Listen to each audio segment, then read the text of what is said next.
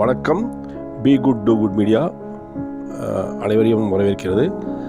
இன்றைக்கி பார்க்குற காணொளி வந்து பார்த்திங்கன்னா அருமையான காணொளி. இது வந்து கண்ணுக்கு குளிர்ச்சியான இதமான ரம்மியமான மலைப்பிரதேசங்களும் மற்றும் பனி மலைகளும் சூழ்ந்த இடமான கிரீன்லேண்டை பற்றியும் கத்தார் நாட்டை பற்றியும். இதில் வந்து பார்த்திங்கன்னா என்ன ஒரு முக்கியமான விஷயம்னு கேட்டிங்கன்னா, இந்த கிரீன்லேண்டில் ஒரு மரம் கூட இல்லை அப்படின்ற மாதிரி ஒரு சர்வேயில் முடிவு பண்ணியிருக்காங்க, சர்வேயில் எடுத்துருக்காங்க. அப்போ பார்த்திங்கன்னா இதில் ஏன் மரம் வரலை அப்படின்ற காரணம் பார்த்திங்கன்னா மிகவும் ஆச்சரியமான ஒரு விஷயமா இருக்குது.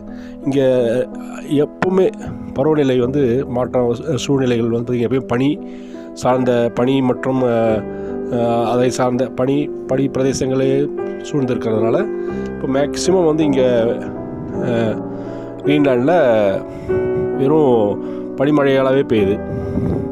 அதனால் பார்த்திங்கன்னா இங்கே வாழக்கூடிய மக்களுக்கு மற்றும் டூரிஸ்ட்டுங்களுக்கு ரொம்ப இதமான மற்றும் ரம்மியமான சூழ்நிலை இருக்குது. ஆனால் வந்து மரங்கள் வந்து வளர்கிறதுக்கான ஒரு சிறு அந்த இது கூட இல்லை. அதனால் வந்து பார்த்திங்கன்னா இங்கே மரங்கள் இல்லை. அதே மாதிரி கத்தார் நாட்டிலையும் அதே மாதிரி மரங்கள் வந்து இப்போ சமீபமாக வந்து மரங்கள் வளர்க்குறதுக்கு முயற்சி பண்ணுறாங்க. அதுவும் வந்து பார்த்திங்கன்னா மேக்ஸிமம் அங்கே பார்த்திங்கன்னா பாலைவனம் இருந்தது, இப்போ கட்டிடங்கள் சூழ்ந்த நிலையாக இருக்குது. அங்கேயும் பார்த்திங்கன்னா மரங்கள் இல்லை.